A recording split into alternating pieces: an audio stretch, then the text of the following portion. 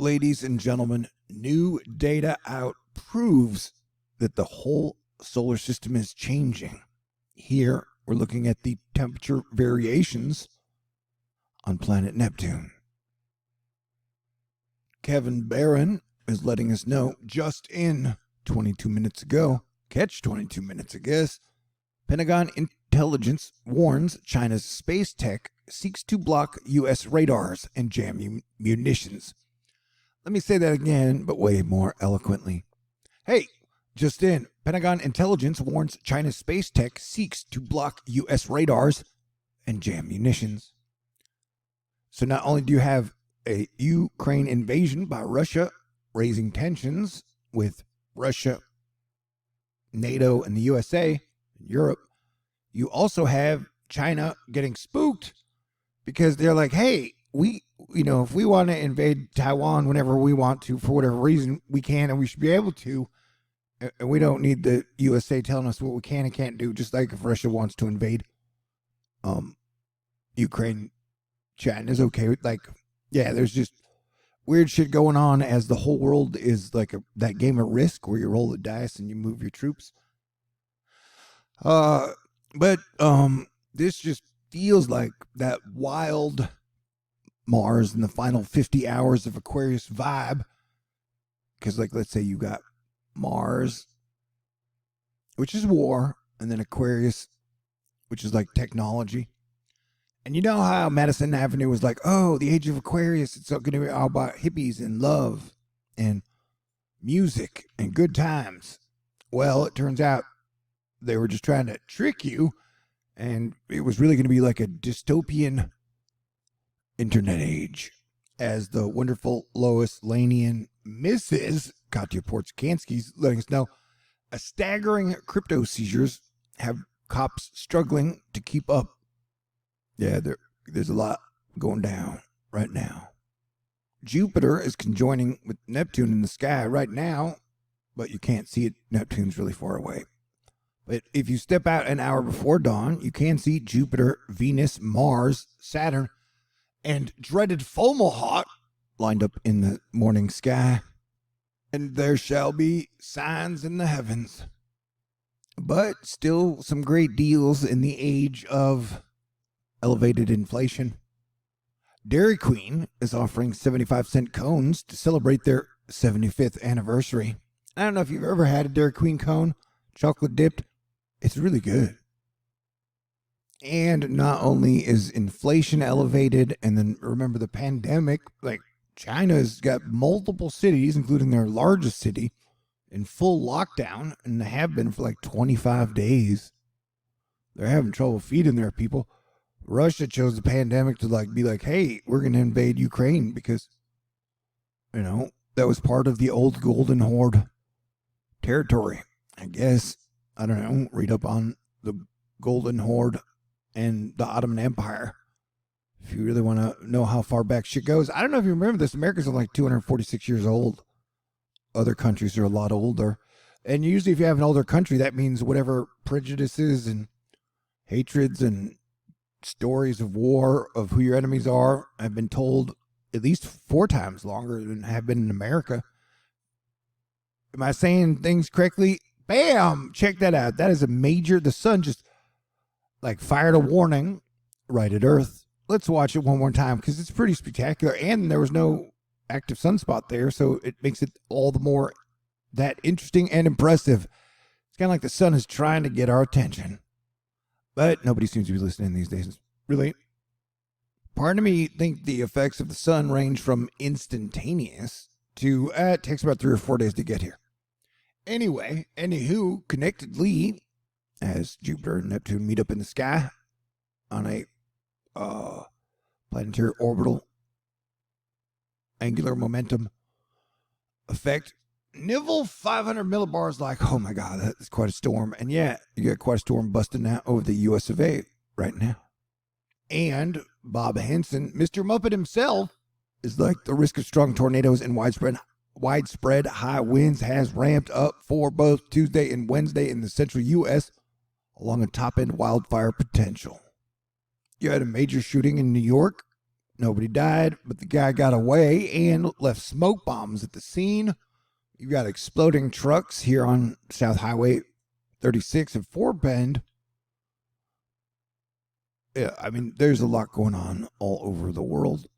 And I was hoping everybody would be using all their energy now while there's basically minimal sickness happening in like the South, especially in Texas. We're definitely on the lookout for wave 5. My brightest case, let's be out of it situation is like after May 10th-ish. But that's a long way away. A lot can happen between now and then.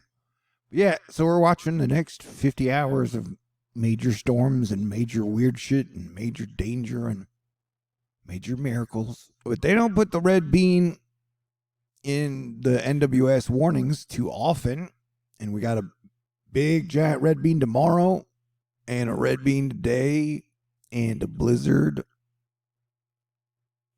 So for a long time, I've been talking about how this next 50 hours would definitely probably be wild. And so far, it is. See, and it's so crazy because, like, here's your critical fire zone. You can already see the fires breaking out here. And then here's your storm zone up through there. And then fire zone down into Mexico. They're hitting 100 degrees over here. You can see wildfires breaking up there, possibly. So, yeah, I ain't mad at nobody. I don't hate nobody. And I do hope we can all recognize that teamwork makes the dream work. But, you know, I recognize the chances of there being some type of a peace treaty or ceasefire before or during this Easter seem minimal right now. But as Sagittarius and as your planetary defense commander, I make no secret of me being a super duper optimist. It was the optimist in me who thought that Putin would not invade Ukraine. Because I just thought it was a dumb idea. I mean, what's the upside? But, you know, I don't know. So, and we will just keep watching all of the things. And that includes the sun. The sun has definitely been putting on one hell of a magic trick show for a week or two. It's been doing a little bit of everything almost constantly. Even during its periods of quote-unquote low solar activity, we're down to one sunspot now. It's still popping out Steves and auroras and solar flares and coronal mass ejections and filament tear-offs and goblins and super magic cat dragons. And they just announced today they found some new super mega comet. And they announced that, like, Neptune is heating up in really weird ways. And then they were like, oh, hey, we found ice volcanoes on Pluto. And they were like, hey, we found Jupiter's twin, but he is really far away. I was like, why couldn't it have been a woman? That's Jupiter right there. Just go on, shine on, dude. All right, I like Jupiter. I don't know. Some people like planets, some people don't. Some people hate planets. Some people are like, that planet is evil. I don't know, man. They're all part of our solar system family. And I believe the book of Genesis talks about them. The planets and the stars. They are part of our heavens. And they're definitely interesting. And like the sun and the moon, they're there for you every single day. Whether you can see them or not. Yeah, there's a sun baby right there.